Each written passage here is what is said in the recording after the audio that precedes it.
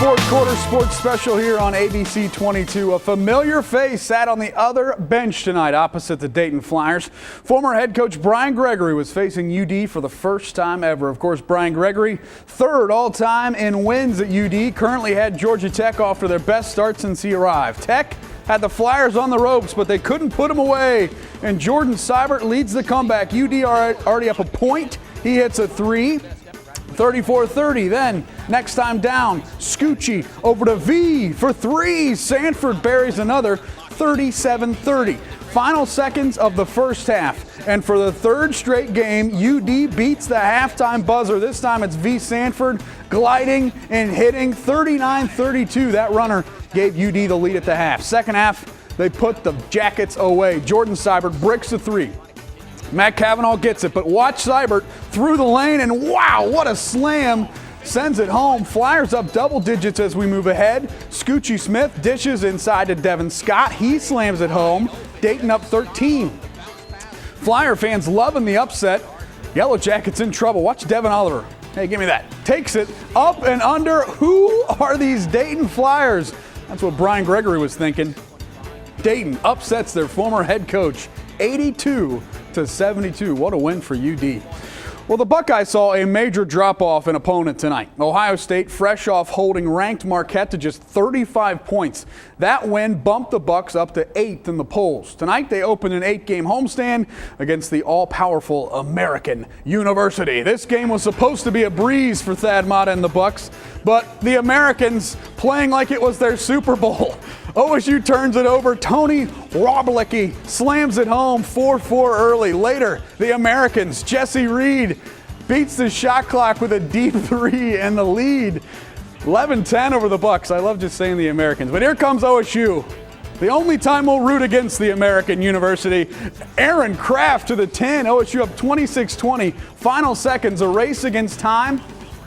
And Kraft just gets it to fall. How did he go 2 seconds from 10 to 10? I don't know. Bucks up 5 at the half, though. Second half, the Buckeyes pulling away from American University. Off a turnover. Look out for Sam Thompson. Uncle Sam slams it home on American U. Turnover again.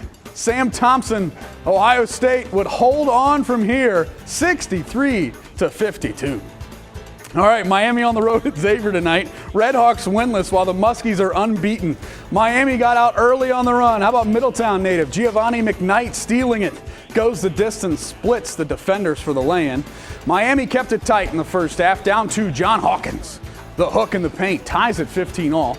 Xavier back on top of bucket. Miami gets it to Will Sullivan, one of the big scorers last night. He hits the three there from the corner. They had a lead 18-17, but Xavier poured it on. 19-8 to finish the half.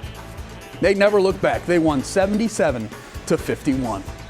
Well, Wright State is through the toughest part of their non-conference schedule, and realistically, a loss over the next 12 games would be an utter disappointment. The Raiders bounce back from losses to Superior, Georgetown, and DePaul with a 50-point drubbing of Manchester.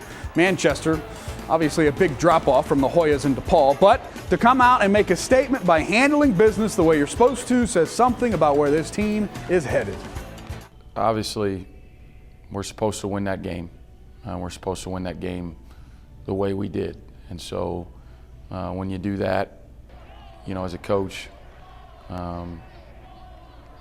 we got better. We've improved with every game.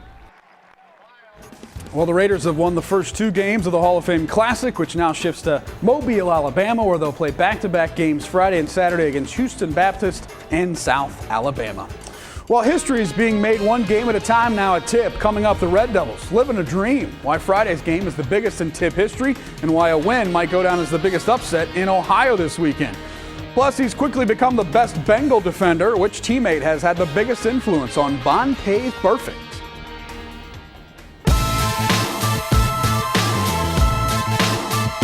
Breaking it down here on the fourth quarter. Tippecanoe football's already made history. Red Devils are in the regional finals for the first time in school history. However, they aren't ready to let the dream end. And to keep moving on, they have to upset one of the state's biggest powerhouses, Trotwood. I never thought we would ever get to this position playing in a regional final, especially when Tip's never been there before. But we're here, and we got to go out there and get a win.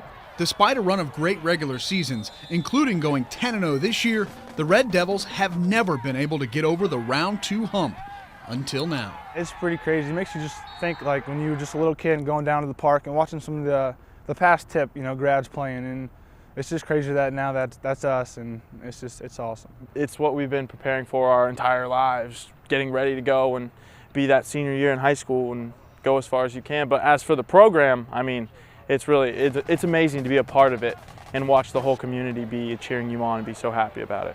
Longtime coach Charlie Burbacker deserves it more than anyone, but he's trying to keep the same mindset. We've managed to get ourselves in this situation here where we play one game at a time. We just play 1 week at a time, and we give ourselves an opportunity to play another week. Tippecanoe's reward for making regional finals, 3-time state championship qualifier Trotwood. Trotwood is going to be the best team that we have played.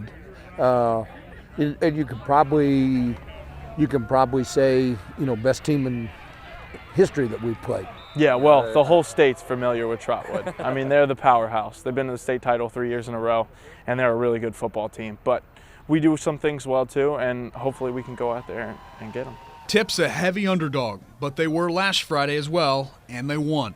Another win, and the history continues with their first ever trip to the state Final Four. You got to, seize the moment, experience the moment, and for some of the kids it may be, a once-in-a-lifetime thing.